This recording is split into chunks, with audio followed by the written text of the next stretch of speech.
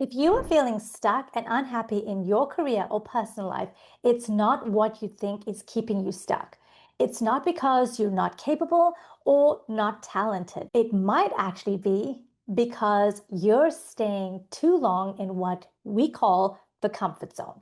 That place where you stay small and you don't speak up, you don't share your ideas, you avoid being seen because you are worried about what others think. In this video, I'm going to bust the myth of the comfort zone, tell you what it really is called, and share my personal story with you. I'm also going to give you a simple 5-step action plan to help you get unstuck and feel alive again. Hi, I'm Natasha, and if we've not already met, I help professionals to speak up with confidence and clarity so they can make a difference by sharing their brilliance. And if you haven't subscribed to this channel, please do so because when you do, you're helping more people break free from the fear of public speaking. Now, let's get into this. Let's talk about the so-called comfort zone because I need to challenge this label. When I think of the word comfort, I think of blanket, soft socks, my favorite robe, something that feels good. But staying in the comfort zone, that is not comfortable. Being quiet in meetings, that's not comfortable. Being overlooked while others get opportunities that you want, that's not comfortable. If it's not comfortable, then why do we call it? I think that the label is completely misleading. It may feel familiar, but if you are squished in a box that you were never meant to be, it is not comfortable. So let's scrap the name comfort zone and give it the name that it actually is. The familiar zone. It's a place you know. You can predict what's going to happen. You're on autopilot in this place. It's not comfortable. It's just familiar. Here's the danger of the wrong label. Picture having apple cider vinegar in a bottle labeled apple juice. If you drank it like it's apple juice, you're going to burn your throat and esophagus. And that's exactly what the comfort zone is. It's labeled something good, but it's actually hurting you. Or imagine labeling wasabi guacamole. Oh my goodness, can you imagine what would happen? That burning sensation in your ears, nose, and throat? It's horrible. The wrong label has been quietly costing you your growth. That's why you've been feeling stuck. The familiar zone feels harmless. There's no real obvious danger, but it is dangerous because it is slowly robbing you. Nothing feels wrong, but nothing is changing either. And that is the real danger. Not failure, stagnation. Two things make us feel stuck and unhappy: when there's no growth in our lives and when we are not helping and contributing to others. Both are connected to our purpose. When you feel like you have no purpose, you feel like there's no point to your work or your life. And I truly believe that when we are growing and helping others, we are really living. And yes, it's uncomfortable, but only because we have not been here before. It's unknown. You could call it the foreign zone, but the foreign zone does not equal danger. Unfamiliar does not equal unsafe. It just means you haven't learned it yet. Here's a personal story. I didn't always live in the US. I actually moved here from sunny UK to Houston. And let me tell you, it was a culture shock.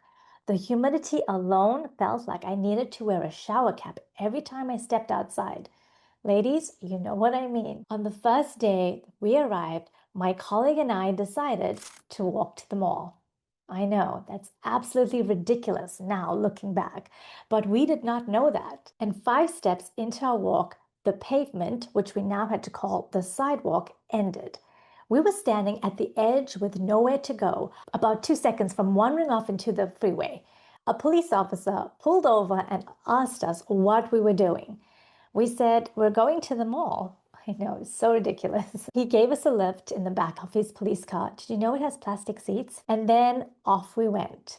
That whole season was so foreign to me. But over time, I learned the city. It was very uncomfortable at first. It was very unfamiliar.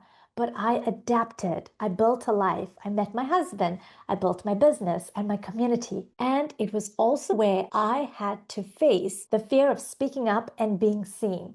What felt foreign became normal. What felt impossible became my life. The lesson here is when things feel hard, we assume we are in the wrong place. But sometimes we are simply in a place we have not learned yet. That is exactly what happens with speaking up. The first time you raise your hand and share your ideas or you introduce yourself with confidence feels foreign, but it does not always stay foreign forever. But if you give yourself the evidence that you can do this little by little, and slowly it will become easier. You weren't made to play it safe. You were made to shine. Here's the real danger.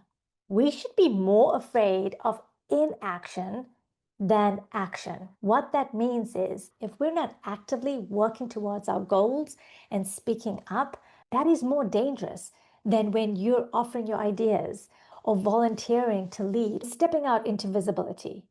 Inaction slowly removes you from opportunities and influence. And one day you look up and think, how did I end up here? Stuck and unhappy. The cost of the familiar zone is invisible, but dangerous. Missed promotions, lost opportunities, unheard ideas, underestimated potential. I remember one day in prayer, I heard myself say, ready, go, set. I know it's actually ready, set, go, but this time I was hearing ready, go, set. Doesn't make sense, right?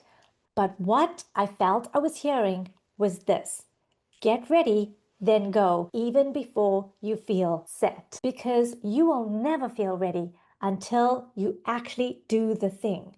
The action is what sets you. Comment go if you are ready to step out into the familiar zone. Here's some exciting news. My book is launching soon, Extrovert, Me, an Introvert's Guide to Confident Networking. If you've ever felt nervous about walking into a room or unsure how to show up confidently in conversations, this book is for you.